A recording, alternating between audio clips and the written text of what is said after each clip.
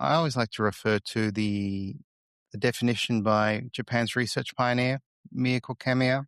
And she was this amazing woman. And she said you have your Ikigai sources, and that could be relationships, hobbies, your work, small joys. And then you have Ikigai Kan, where Kan is feeling, awareness, perception. So Ikigai is ultimately something you sense or feel. So it's really what makes your life feel worth living.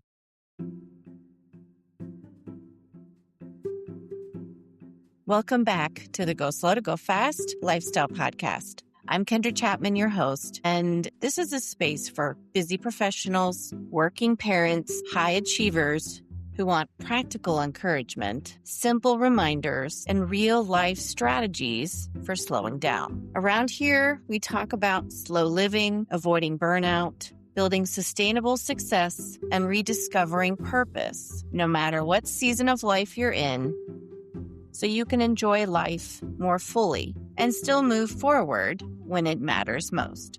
Today's conversation is an extra special one because it harkens back to why I started this podcast, to explore ways to find more Ikigai, more meaning, more purpose, more of that feeling that life is truly worth living. And in this episode, I dive into a deeper conversation with someone who has been studying this and teaching it long before it became a trend. Today, I'm joined by Nicholas Kemp. Nick is a keynote speaker, coach, and the author of Ikigai Kan, Feel a Life Worth Living, Rollfulness, and his newest book, A Year of Ikigai. He's also the founder of Ikigai Tribe, which offers Ikigai coach certification and coaching programs for people who want to bring more meaning and purpose into their lives.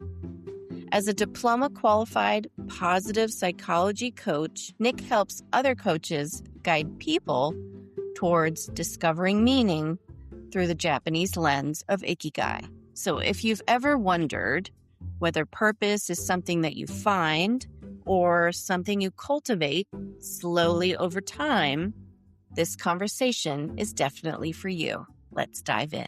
All right. Well, Nick, I just want to say thank you for agreeing to sit down with me today and welcome to the Go Slow to Go Fast show. Thank you for having me, Kendra. It's always good to chat to someone in a different part of the world. So thank you. It's early morning for you and it's afternoon for me. I appreciate you being flexible with your schedule. So as you jump into this conversation with me, before we get into your story, do you mind just sharing with listeners and viewers a little bit about how you're going slow to go fast these days? Sure. I think there's two things. You can affirm and appreciate what's good in your life now, which can include the small joys or relationships, and really appreciate them. And then also be intentional about your decisions, what you want to do.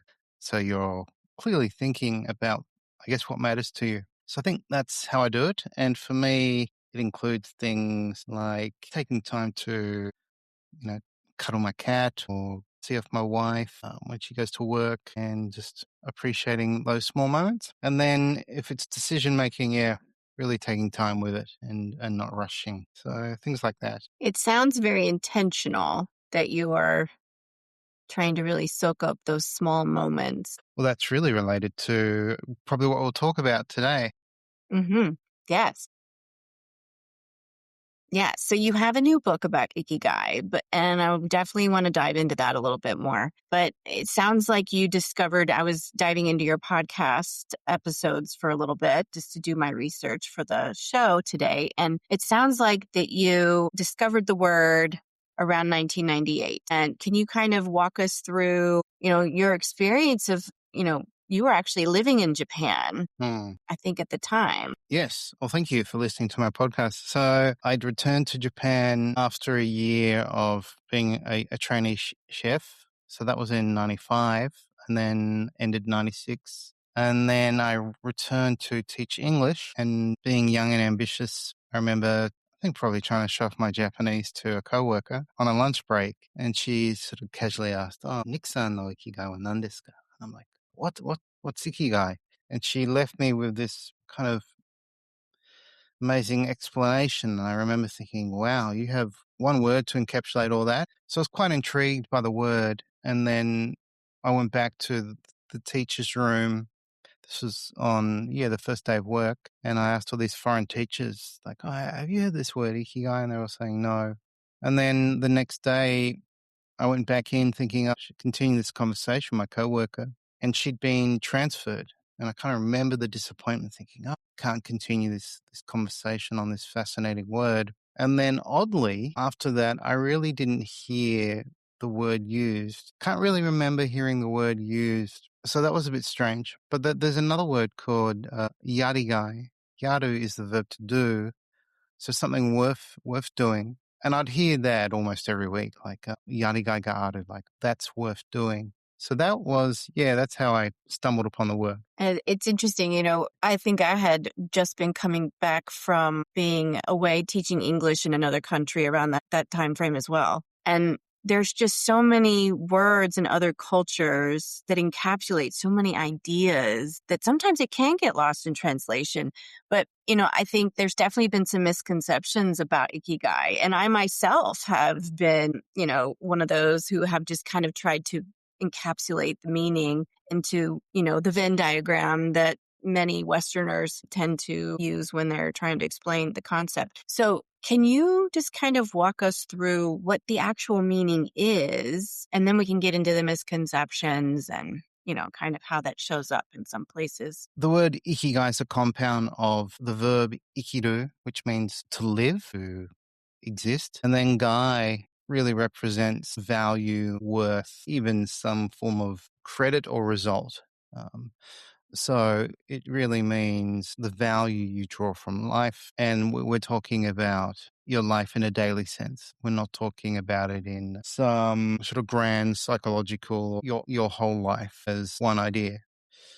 So it's often better framed as the question, what makes your life worth living? Or really, what makes your life feel worth living? And I always like to refer to the definition by Japan's research pioneer, Miyako Kamiya. And she was this amazing woman. And she said you have your ikigai sources, and that could be relationships, hobbies, your work, small joys. And then you have ikigai kan, where kan is feeling, awareness, perception. So ikigai is ultimately something you sense or feel. So it's really what makes your life feel worth living. Yeah. I mean, I think purpose is definitely a piece of it, but it's Yes. not the, purpose for living. It's not the essential, like what gets you up in the morning, which is the way sometimes it's been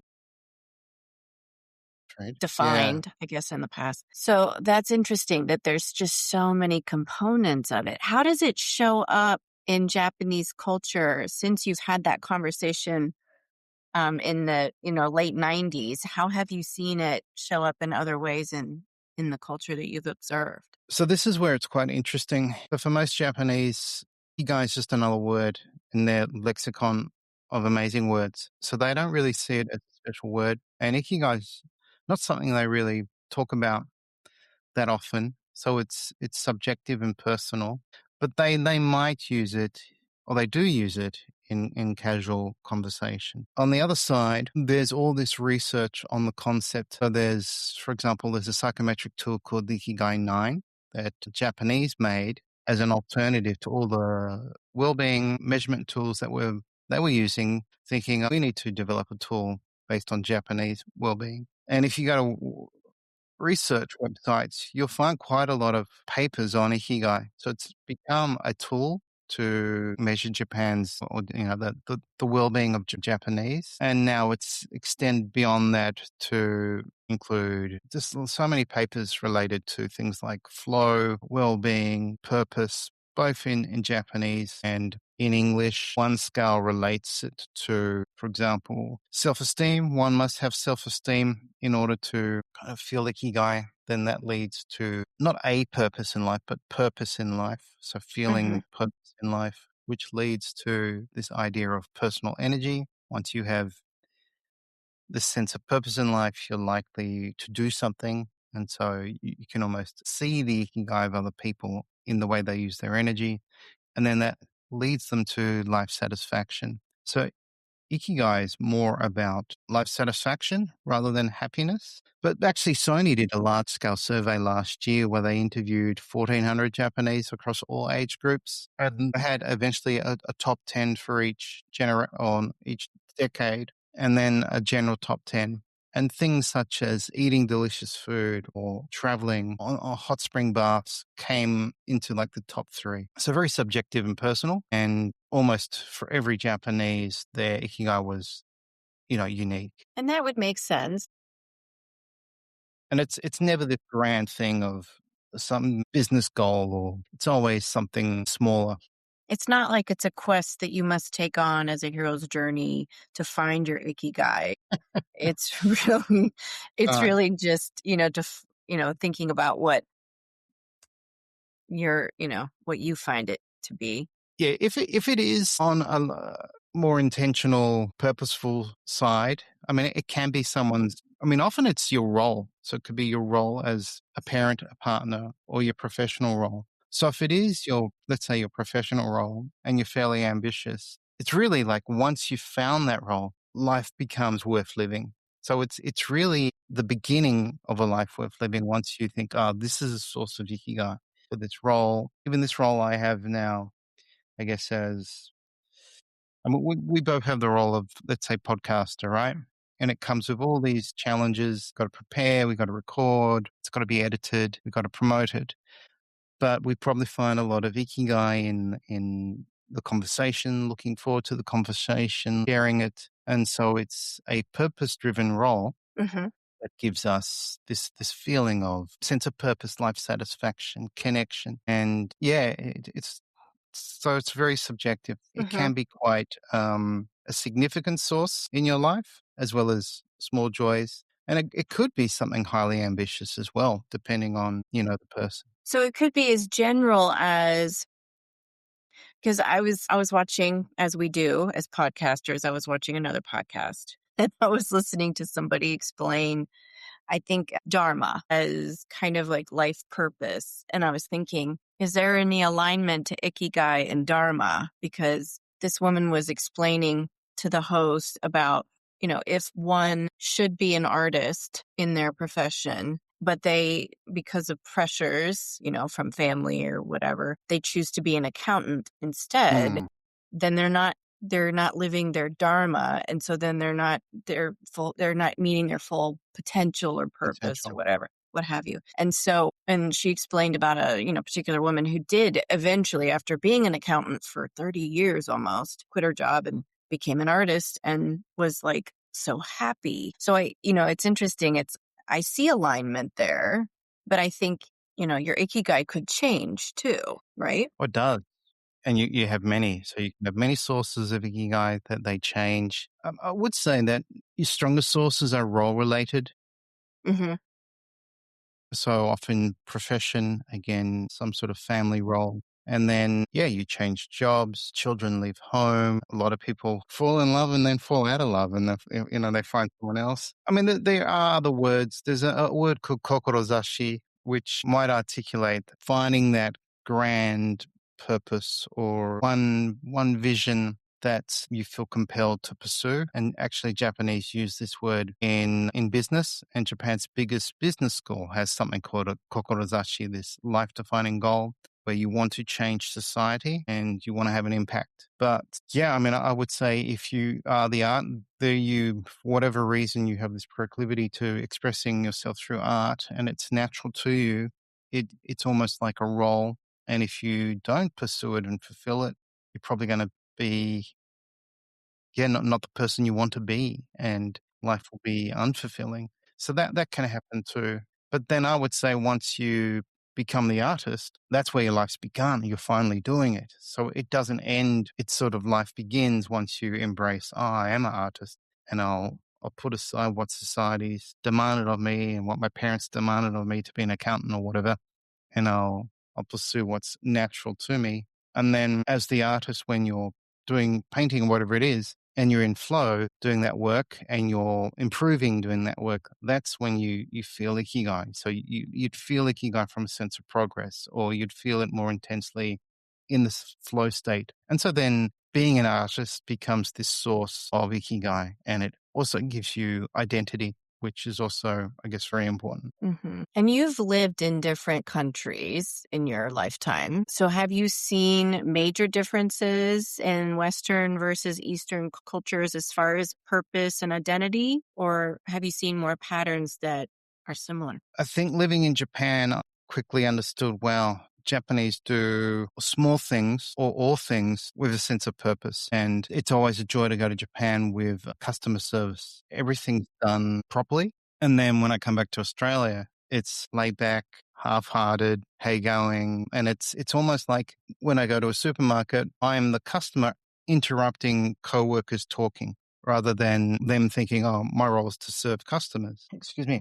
There is this idea of to do right and be right, and I think in Japan, they wanna do right in the moment, and I think in the West, we have this urge to be right. We want to win conversations or kind of argue our point, where Japanese will avoid that, and then when it's work, and this is just a generalization, Hmm. Japanese will do right as a way of conveying, themselves. That's sort of one difference. And then Japanese do have this ability to enjoy and appreciate smaller things. I remember I'd go to a cafe and there'd be like almost what looked like a sliver of cheesecake, thinking, oh, gee, that's small. Thinking as I'm eating it, I'd probably want a second piece. Whereas Japanese would really savor and really go, oh, this cheesecake's so delicious. And they're really appreciating it. And then, of course, when I come home, we have these massive sizes of cheesecake that you kind of eat, and then you end up feeling, almost sick. So Japanese really appreciate I guess, the sensory pleasure of something. So that they have this kind of awareness of small things.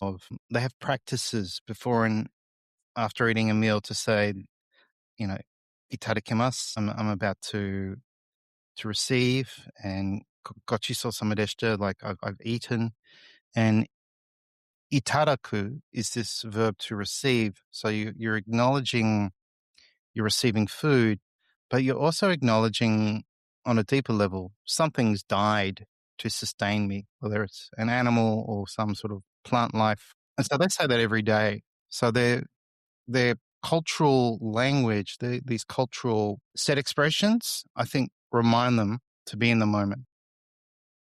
So you would say, based on your observations of living in the Japanese culture, this is not like necessarily a spiritual or religious practice. This is something they do in their culture on a regular basis. Like everybody says those things before and after eating. Yeah, it's interesting because when you live in Japan, you get to hear it so often, you begin to think they're kind of meaningless. They just say them all the time. But then you realize, oh, no, that's not the case. It's, good parents will teach their kids to say these things. And then in the workplace, they have set greetings too. So if we were working together and then I was leaving work before you, I would say, like, "Osaki ni shitsurei like, I'm leaving before you. I'm acknowledging that. And then you would reply with, like, oh, "Otsukare-sama," like, oh, which really means kind of weird, but tsukareru is the verb for tired. So you're sort of saying, oh, like, you must be tired, Nick, as in, you're not really saying that, but you're acknowledging that I've worked today and I've contributed. And it kind of eliminates having to think about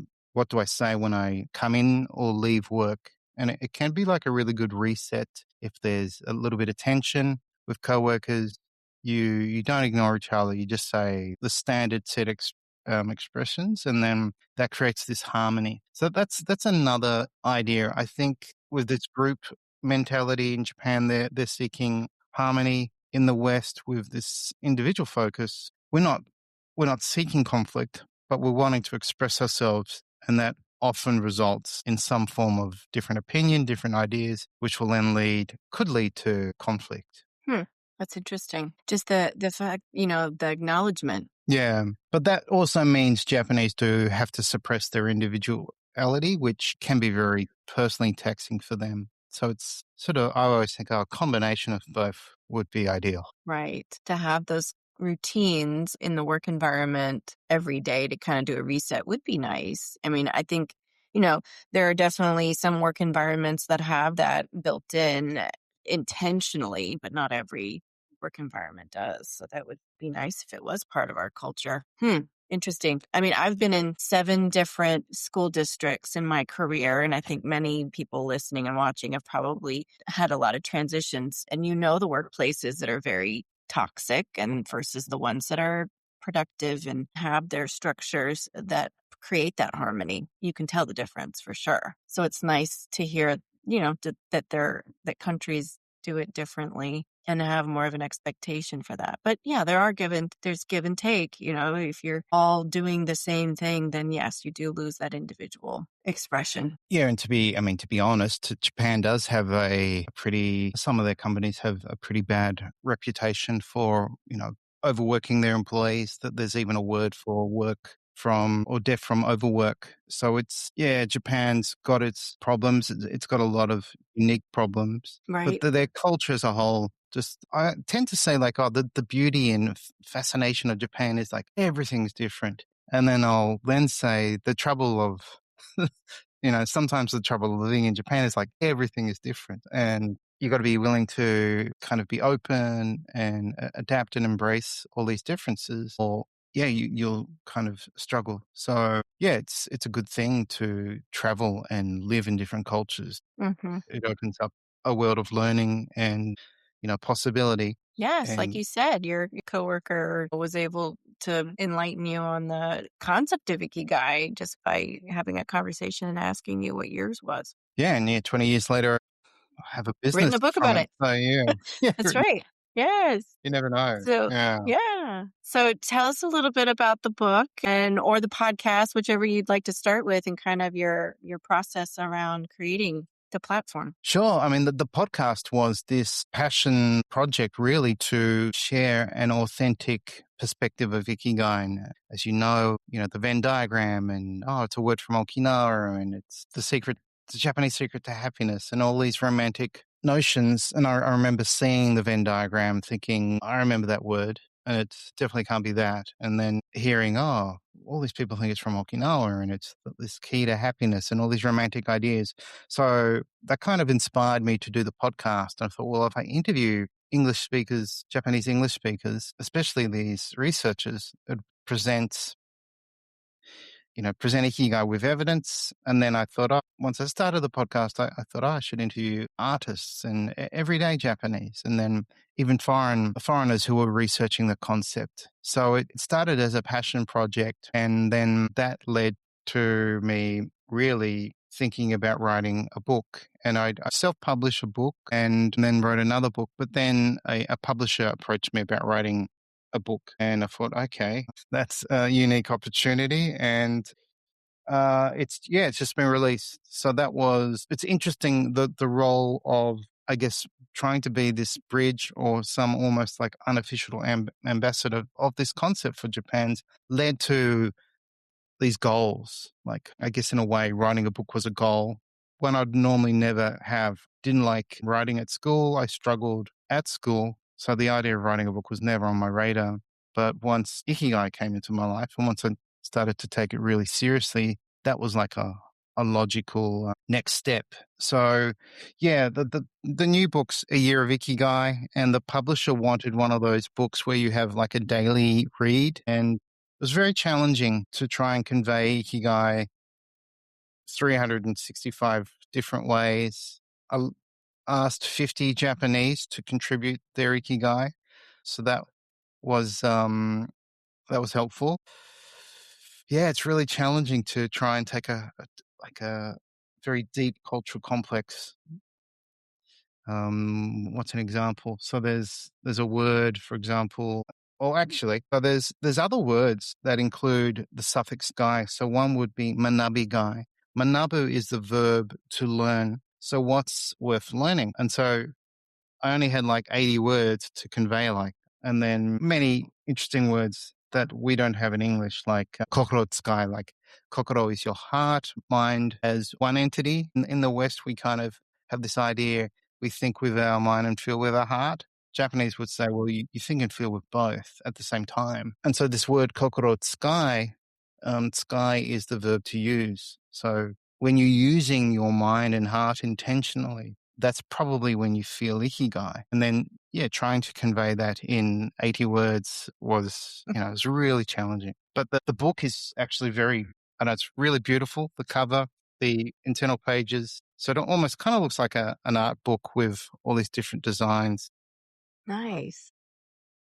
And so And so, you can yeah, use it like a daily prompt to yes, think about your Ikigai each day of the year. yes, that was the intention of the book. And that was, I guess, the challenge. How do we make this short and sweet and almost have a prompt at the end? So do you have any kind of accompanying journal that goes along with it or any kind of companion No, but resource? I do encourage the reader to journal. So that was one of the main themes, was to journal as you read this book. And then I also left with essentially 5 or 4 journaling prompts. That could be the next step. Maybe I'll ask the publisher. A good idea. Yeah. Yeah, absolutely. I mean, I'm one of those, I love thinking about ways to incorporate journaling and just kind of bring a refresh to it because, someone who likes to meditate, I may not do it more than maybe 21 days at a time. And then I want to do something else. So it's kind of interesting to think about Ikigai for a year. I think that's going to be something I'll add to my practice it doesn't have to be next year. It can be as soon as the book is available in March in the US. So Yes, I'll have to give you some please do. feedback on Yeah. that.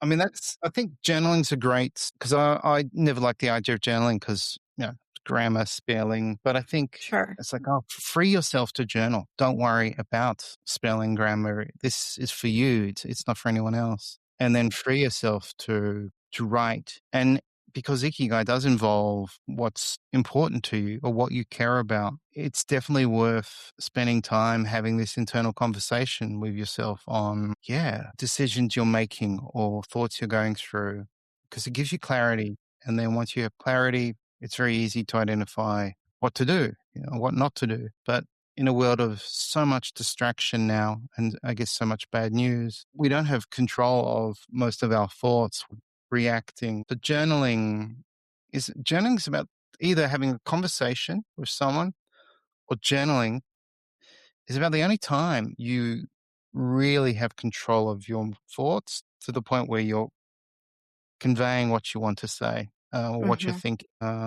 Most of the time outside of that, we're just trying to process all the information and memories and future ideas and the current moment all at the same time. Yeah, So, absolutely. Well, I love that you've written a book and that you've laid it out across a year to make it manageable for somebody who might want to explore that concept, which, and I love that you also brought in different thought leaders who have been researching or, maybe even practicing the concept in Japan, that's a lovely addition to the process. I think for anybody who's definitely in the West, just to learn more from the Eastern culture of Japan. yes, and what's interesting, even Japanese researchers don't always agree on Ikigai, on what Ikigai is. Part of their role is they have to define it. So you'll have different scales, you'll have different definitions, and then different contexts. So a lot of Ikigai research is done where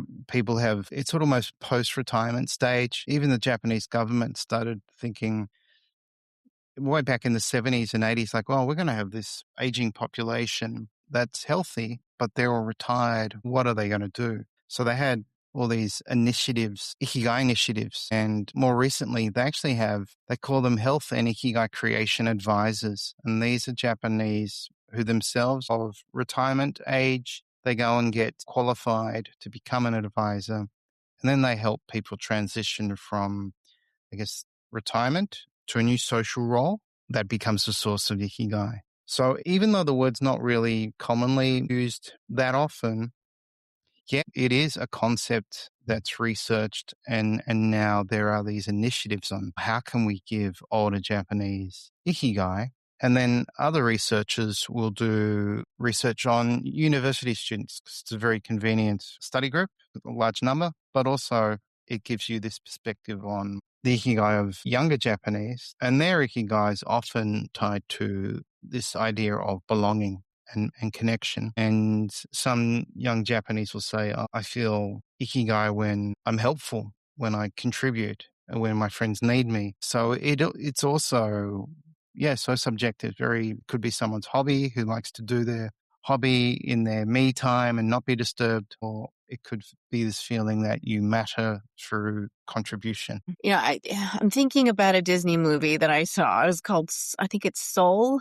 Have you seen that? I don't know if it's something that if you have small children, but it's an animation movie. But it basically talks about this, and it shows a man who basically was a musician that never made it in his profession. And so he became a music teacher in a school. And then he gets his big break and he gets to go be with a band and perform. And then he dies before he gets to enjoy that experience. And then it talks about a lot of different, I mean, a lot of layers, especially for children. I'm watching it with my children, but they get it because if you're not experiencing that flow of being like an artist or a musician, or whatever you're meant to do and have that joyful moment of your purpose, you just kind of, you can't explain it. But when you're in that flow, you know what Mm. it is. So would you say that happiness and joy that a lot of people are talking about these days and purpose would definitely all be a part of Ikigai, but then there are some other concepts, like you said, that are also included in that, and it can change, but when you're in that flow, it's unmistakable. Yeah, I mean that the flow state, the flow experience would be like an intense ikigai experience. And yeah, when we're in flow, life it's so good. We forget sense of time, and we kind of have this awareness of what we're doing, but it feels so good. So that's yeah, that would be one way to experience ikigai. I'd say like intimacy. So you can have intellectual intimacy, emotional intimacy, even musicians like this creative intimacy when you're maybe playing music with other musicians. That's kind of flow, but it's felt as Mhm. connection. Mhm. But ikigai can also come from existential growth. So when I mean, why do people do these incredible, demanding challenges of, climbing mountains or exploring the ocean, or someone might get up every morning and swim in really cold water because for them, it makes their life feel worth living. And then maybe after they get out of the cold water and they have this rush, that might be why they do it. Why do we have this desire to learn and grow and put ourselves through pressure or hardship? It's meaningful in some way. So it even can come from overcoming adversity or a challenge where you have that sense of growth or maybe a sense of, personal justice. So it's as complex as life. And when we feel that life is worth living, not only from joyful, happy moments or flow state moments, we might feel this aspect of my life is worth the struggle, even though it's challenging or painful, because there's meaning. So it's also what's meaningful to you. And it's, yeah, one of my favorite podcast guests and a friend now, Ken Moggy, who's a neuroscientist. He's written a book on Ikigai himself in English, The Little Book of Ikigai. He said Ikigai reflects life, and it's a spectrum rather than a sweet spot. And like life, it's as complex. It has the complexity of life. That's a beautiful thing because then we can feel Ikigai from all these different areas, relationships. We can even like Ikigai can be this sense of nostalgia. Like if I don't know, 80s, you go into a Mhm. restaurant and music from the 80s comes on, and you go, "Oh, I love that song."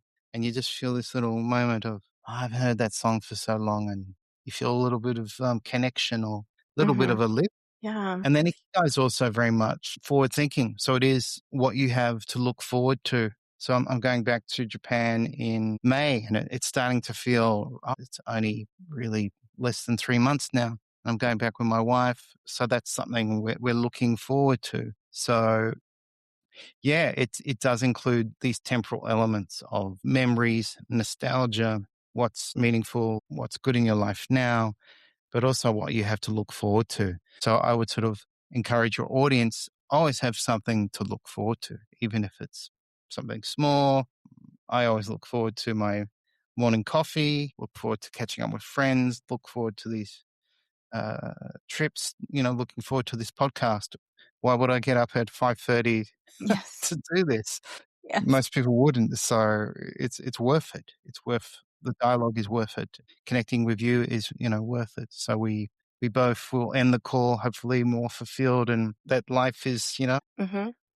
Yeah. I mean, I think another reason why I do podcasts is because I want to be just an encouraging voice for others that are, going through something in their life that where they need connection. And it could be in a month or it could be 5 years from now or, whenever. And I love the fact that this medium, this allows us to create something that it provides hope and encouraging words and just a reminder that it is the simple things. I agree. I look forward to coffee in the morning, but I also appreciate when I don't get the coffee in the morning because of whatever reason, because then when I do get that cup of coffee, it makes it so much better. Yeah, it's like you've got to learn that ebb and flow and the challenging moments in our life are teaching us something too. So, absolutely. And when something doesn't work right on my podcast, I can't get so frustrated to where I'm like, I'm not going to do it anymore. I just have to lean into it and learn something new because things change, right? It's always changing. Well, it's interesting you just said learn something new because that's actually one of the scale items of the Ikigai 9. So start something or learn something new. And I mean, even the title of your podcast, it could be, for this episode, it could be, go slow to feel more Ikigai. Mhm. Because when we do slow down and yeah, even in the case where we don't get the coffee or we're frustrated, we can pause and think, well, I'm frustrated because I care about this and it's not working. So we can reframe it like that and then slow down and calm down and then work out what the problem is. Or as you said, if you miss coffee, rather than that be an excuse to be upset or cranky, yeah, you can be grateful. Like, oh, I really am lucky. I've had coffee all this month or all this week. I'm missing it today. I look forward to it tomorrow. Yes. So yeah, move from being impulsive to appreciative, grateful. Then yeah, you kind of instantly feel better and you have something to look forward to. So slowing down is a great way to bring more ikigai and general well-being and life satisfaction to your life. Absolutely. Yes. And, it's in the moment. You may not always want to think about it that way, but, you can always reflect on it later, especially if you grab Nick's book, A Year of Ikigai.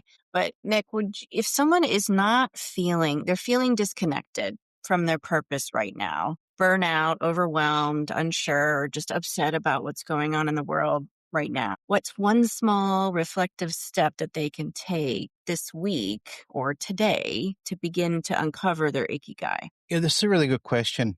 And there could be many answers. I usually encourage people to reframe the question and think, who is your ikigai?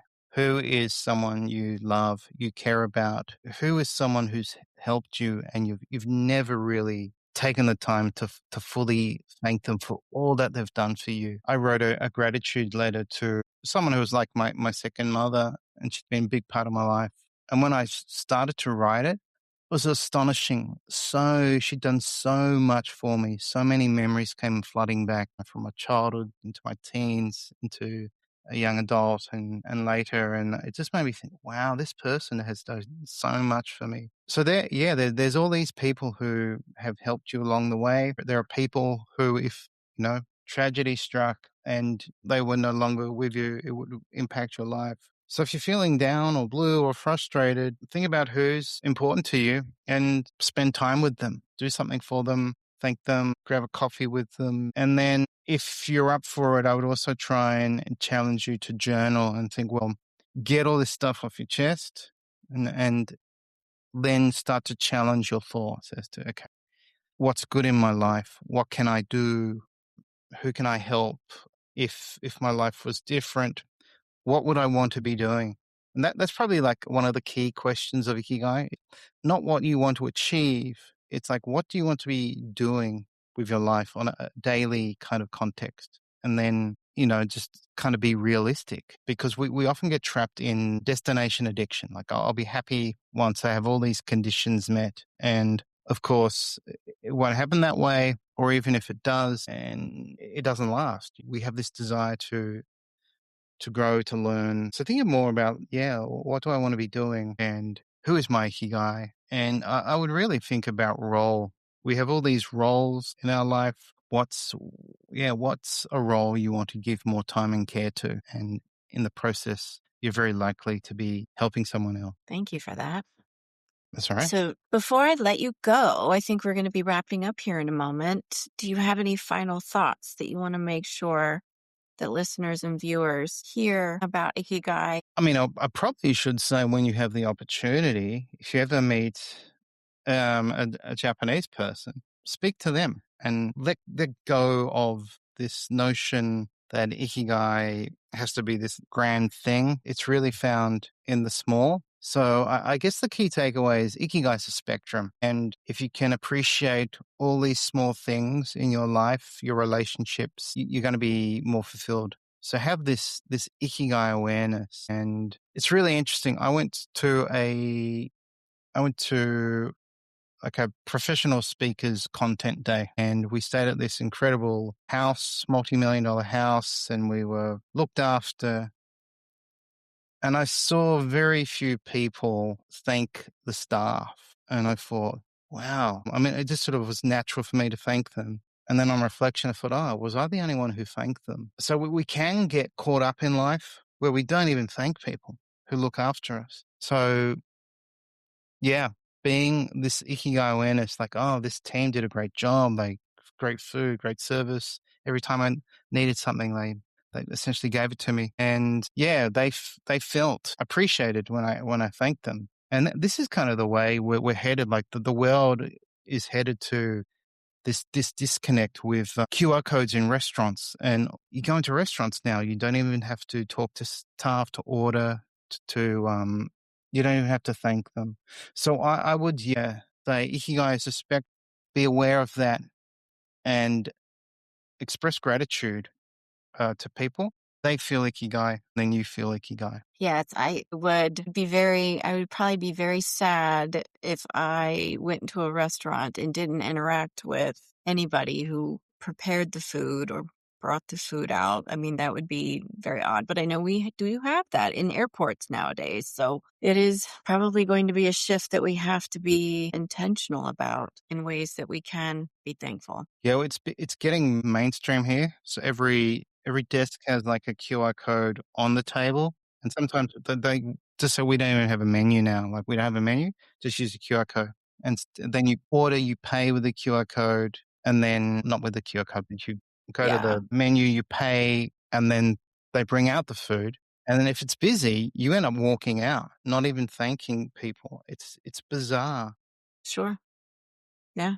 I mean, yeah, I've experienced that in an airport, but I couldn't imagine doing that in everyday restaurants. But I guess, if convenience and Mm, staffing is going to be a thing, that will definitely change. So we need to be mindful of that. And this is somebody coming from, I was a waitress and being in food service. I was always very aware when I would go to restaurants. You always have yeah. people tip well and all the things, but I know that can also be a cultural thing. Not every country does.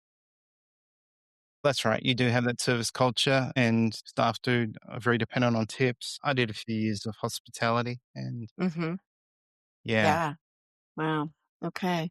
And, we didn't really touch on this, but I would think also another thought, you mentioned it briefly about how in Japan, the service is so, um, just intentional and mm, they want to do their best to make sure that you, the customer, feel like you've been taken care of. And that's always been how I have been brought up and expected to do any role that I've had. It didn't matter what role I had, anything from when I was a child volunteering in a school situation or a church or whatever, to food service, to being a principal of a school. I was always just trying to do my best and serve. So I think that's also that ikigai. If you can do your best, I think you're going to feel like you're receiving the same, the energy back from that person too. Is kind of how I think about it. yeah. There's a word in Japanese called chanto, like chanto suru, which means to do Mm-hmm. things properly. Yeah, when my son was a toddler, wife would walk him to the door when we had guests, and she'd say like chanto aisatsu shite, like greet our guests properly. And in Japan, you do things with chanto, you just do them properly. And it's not about trying to be perfect. There's Mm-hmm. usually just a proper way to do things. When you do things properly, yeah, it creates this harmony and connection and energy. Mm-hmm. But almost anything you half do, it has a social impact, either immediately or later. If you don't clean up after yourself, someone else has to. If you're on, I mean, in Japan, get on a train, no one's on their phone. Japanese are so aware, if they have a backpack on a train, they Mm-hmm. shift it to their front so it Mm-hmm. won't knock other people. Mm-hmm. And then, I mean, last time I was in Japan, there were quite a lot of tourists and they all got their backpacks and they just don't know. And so they're sort of knocking other people in Japanese, and you could sense this frustration with some Japanese, but they hold that in and you don't hear anyone screaming or yelling, at each other. So there's also this awareness I should consider others Mm-hmm. that is instilled in them from a very young age. That's, I mean, it's generally a good thing. It can be a source of pressure that we just don't have in the West. Like, as soon as we get on a train, we don't care. We're on our phones, we want the seats. If we're at a cafe, you could be having this debate, this lively debate, and we're not aware, oh, hang on, we could be disturbing others and we should keep it quiet. Right.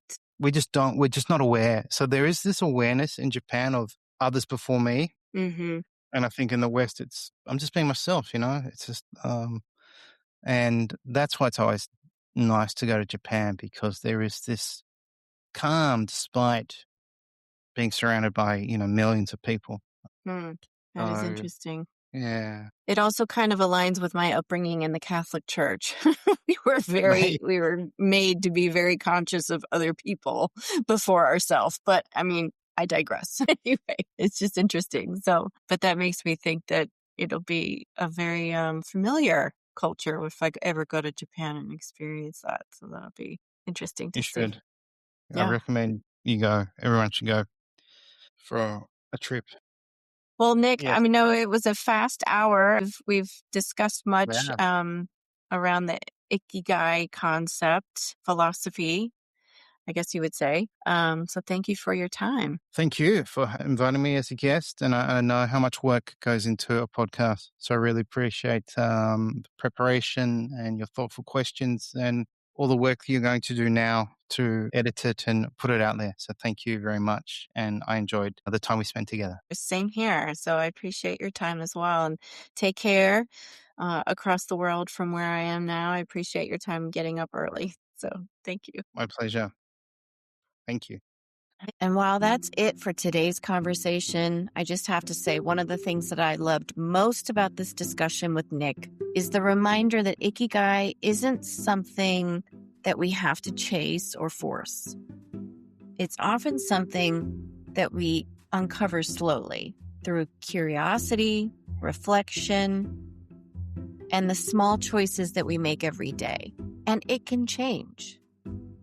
And it really aligns with the philosophy that we talk about here on Go Slow to Go Fast, that it's really about how the most powerful way to move forward is often slowing down first. So when we take this time to pause, reflect, and reconnect, begin to make more meaning, more balance, and more purpose in our lives. And that's really what Going Slow to Go Fast is all about. If you've enjoyed this conversation, I hope that you share this podcast with everybody you know who might need a little reminder about slowing down. And check the show notes for how to get in touch with Nicholas and all of his resources and work. Until next time, remember that the light in me honors the light in you.